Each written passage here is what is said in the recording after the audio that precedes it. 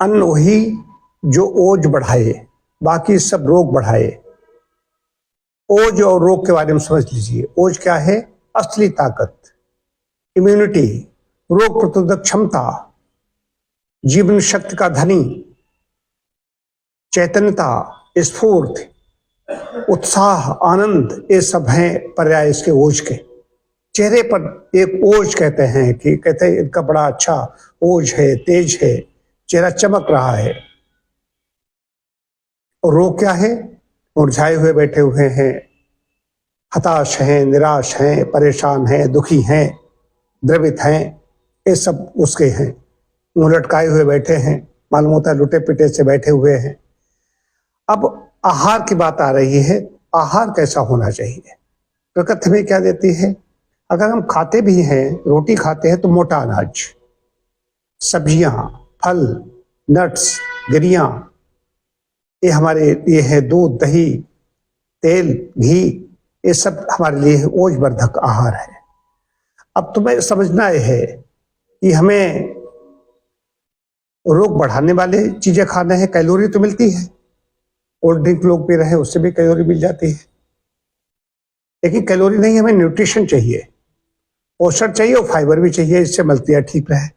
Malkiya ठीक रहेगी, Malkiya ठीक नहीं। हमारे पास ऐसे ऐसे लोग इस समय हैं जो 28 साल से पता चला कि वो कह रहा है कि कभी पेट ही नहीं साफ हो रहा है, थोड़ा बहुत हो रहा है, ऐसे चलता चला रहा, 28 वर्षों से परेशान है। एक तो चीज बताई कि ये है स्वास्थ्यवर्धक आहार है जो ओज तेज बढ़ाता है, ये मैंने बताया। रोग वर्धक आहार क्या है? मैदा से बनी हुई चीजें, बिस्किट, ब्रेड जैसी चीजें, चीनी, कोल्ड ड्रिंक, डीप फ्राई, बासी चीजें, फ्रिज में रखा हुआ पता नहीं कब का रख लेते हैं और खाते रहते हैं 15-15 दिन, महीने महीने। और होटलों में तो जाते हैं तब साला डीप फ्रिज में रखा हुआ होता है, वही सब होता है। तो कहने का अभिप्राय है कि क्या खाना है, कब खाना है, कैसे खाना है, कितना खाना है। ओज बढ़ाना है तो मोटे अनाज खाओ, ज्वार खाओ। रोग बढ़ाना है तो बर्गर खाओ। अब ये आपके ऊपर निर्भर करेगा कि खाना क्या है। ये हमारे ऊपर निर्भर है, आप सब पर निर्भर है कि हम क्या खाते हैं। अन्न में कोश है, जो खाते हैं तो न्यूट्रिशन उसमें होना चाहिए।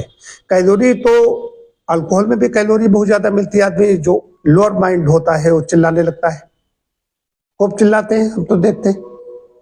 ग्रामीण अंचल में तो बहुत ज्यादा वो चिल्लाते हैं, उसमें कैलोरी उनको ज्यादा मिलती है। कैलोरी तो मिल गई लेकिन पेट नहीं भरा, पेट खोखला है। तो हमें न्यूट्रिशन चाहिए। तो 100 ग्राम हमें 50 ग्राम चना खाना है, या मूंग लेनी है, अंकुरित खाना है, या रोटी खानी है, सब्जी दाल खानी है,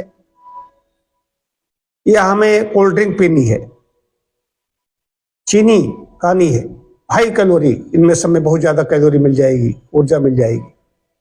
तो समग्र भोजन होना चाहिए, उसमें रोटी, दाल, चावल सब कुछ है। कार्बोज भी है, प्रोटीन भी है, फैट भी है, विटामिन भी है, खनिज लवण भी है, शुद्ध पेयजल है। इनसे वो तेज बढ़ेगा। और जीवेम श्रद्धा शतम की जो बात कही गई है, 100 वर्ष तक हम जीना चाहते हैं। कितना आदमी पहुंचता, कोई 70, 80, 90, यहाँ तक भूयश श्रद्धा शतात की भी बात कही गई है। लेकिन हम सब दीर्घजीवी होना चाहते हैं, कोई मरना नहीं चाहता। आत्महत्या करने की प्रवृत्ति हो तो रोग है, सब जीना चाहते हैं। तो जीने के लिए खाली जीना नहीं है, अच्छी तरीके जीना है, प्रसन्नता पूर्वक जीने का आनंद मिलना चाहिए। सुबह उठे, उठते ही आनंद मिलना चाहिए। उठते ही देखे कोई अंग तो याद नहीं आ रहा है, तो ओजस्वी, तेजस्वी और मनस्वी बनने के लिए आदर्श आहार होगा। ये जो है नेचर देती है। अब गेहूं ऐसा नहीं खा लेंगे, गेहूं लाए खेत से, उसकी बाली ऐसे मुंह में भर ली, उसको एक प्रक्रिया है।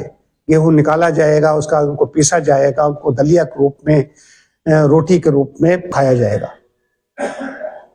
देखिए मैदा नहीं, चोकर युक्त आटे की खाया जाएगा। गेहूं समूचा जाएगा अंदर, उसकी भूसी निकाल करके नहीं फेंकी जाएगी। शहर नहीं, गांव के लोग भी, शहर में तो जो मैली रही मैदा, लेकिन गांव के लोग भी निकाल निकाल के फेंकते हैं, मवेशी को डाल देते हैं। उनको उसमें गंदगी नजर आने लगती है। अंगूर खा जाएंगे, टमाटर खा जाएंगे, उसके छिलके नहीं निकल, जामुन खा जाएंगे, उसके छिलके नहीं उतारेंगे, लेकिन उसको छान करके उसको फेंकना उनका धर्म बन गया है, तो संस्कार बन गए। तो कंप्लीट गेहूं खाना अंदर जाना चाहिए, जौ है कंप्लीट जाना चाहिए। हमारे तो गेहूं जौ का आटा बनता है, फाइबर पर्याप्त मात्रा में जाएगा तो आप शौच के लिए जाएंगे और इतना ज्यादा खुल करके शौच होगा, मन खिला खिला प्रसन्न हो जाओगे। तो स्थिति बढ़ाने के लिए नहीं कि खाली खा लिया, लेकिन मलकिया ठीक तरीके से संपन्न हो रहे, नहीं हो रही है, मल निष्कासक अंग ठीक तरीके से काम कर रहे हैं, नहीं कर रहे हैं, तो ऐसा आहार जिससे पुष्ट तुष्ट तो मिले ही मिले, पोषण मिले, लेकिन शरीर की मल निष्कासक अंग भी सक्रिय रहे, उनमें कहीं निष्क्रियण हो जाए, बड़ी आंत है वो कहीं निष्क्रियण हो जाए।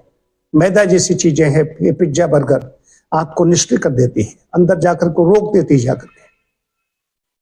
तो फैक्ट्री की चीजों से बचना है, प्रकृति जैसा हमें दे रही वैसा खाएं और अपने वो तेज को बढ़ाएं।